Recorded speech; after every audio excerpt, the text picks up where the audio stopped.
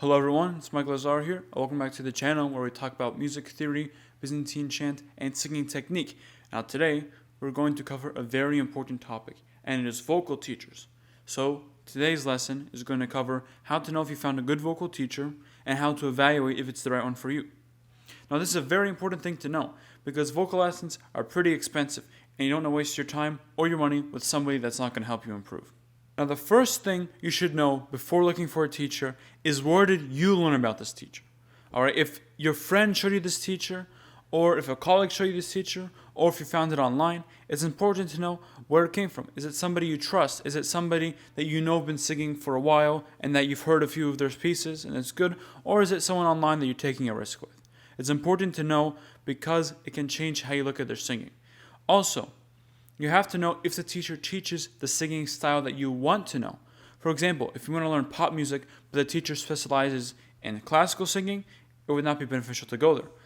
Likewise, if you want to learn Broadway singing, but the teacher specializes in jazz, you might not want to go to the jazz singer. So it's important that you know what the teacher specializes in and if it's the style that you want to learn from. So now that you've found the teacher and you know what style you want to learn from and the teacher offers teaching in that style, you now go to the teacher for an evaluation.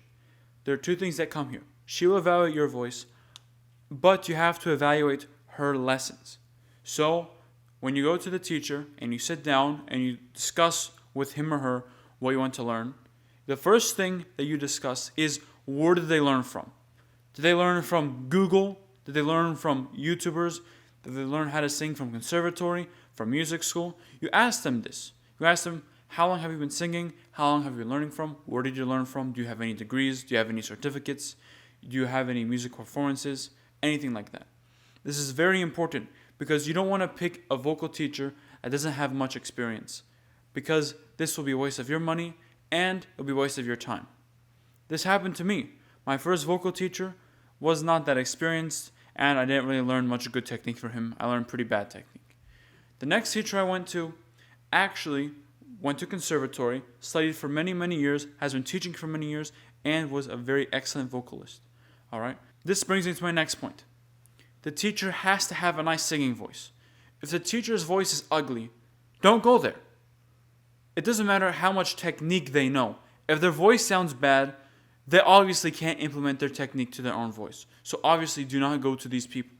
You have them sing for you, or you listen to one of their performances. If it's bad, don't go. But if their singing is good, next thing you want to know is how their students are. So ask them, do you have a performance coming up? Do your students have a recital coming up? Do you have recordings from your students before? And you want to listen to the students that have been with her for a while.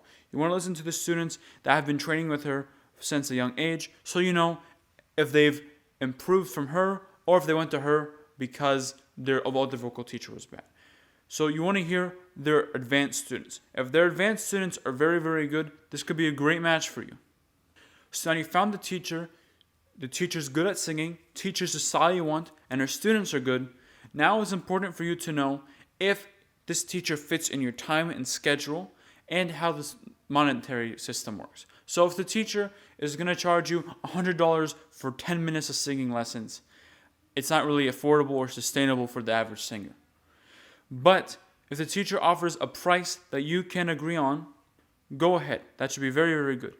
But you should also know one thing. From my experience, lessons that are longer are better than lessons that are shorter. What does this mean? Rather than having two 30-minute lessons in a week, I think it's better to have one 1-hour lesson during the week. So if the teacher offers, I can do 30 minutes for $30, right? That's a pretty decent price. That's what most teachers charge, around that. All right, 30 minutes or $30, that might sound good, but 30 minutes is not a lot of time. 30 minutes is enough to warm you up, learn a little bit of a song, go through it, but you can't really dig into any pieces of music. 1 hour, from my experiences, is basically the minimum time for a very good lesson. If you want a strong lesson, try to schedule 1 hour. If you can't do that, see if you can do 1 hour every 2 weeks. That's very good because it really makes your time very efficient. You don't want to waste time with her. Now there are a few red flags that you can see with a singing teacher. 1. they don't know how to use the piano. Let's all be honest. The piano is the instrument you use to teach people on. You can't play accompaniments for students without the piano. You can't play the vocal part without the piano. If they suck at the piano, they're not going to be able to teach you the music correctly. Another red flag is when they spend most of the lesson talking and gossiping and conversating.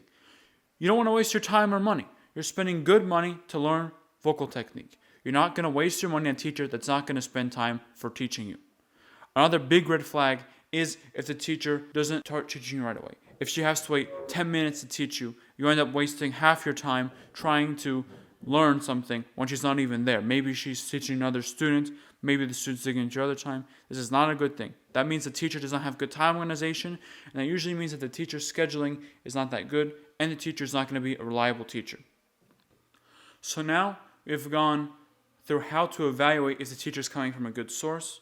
We've gone how to evaluate if the teacher teaches the things that you want to learn, if the teacher has a good vocal singing and her students are good at singing, if the teacher is affordable, if the teacher has good scheduling, and a few red flags to avoid if you're looking for a vocal teacher.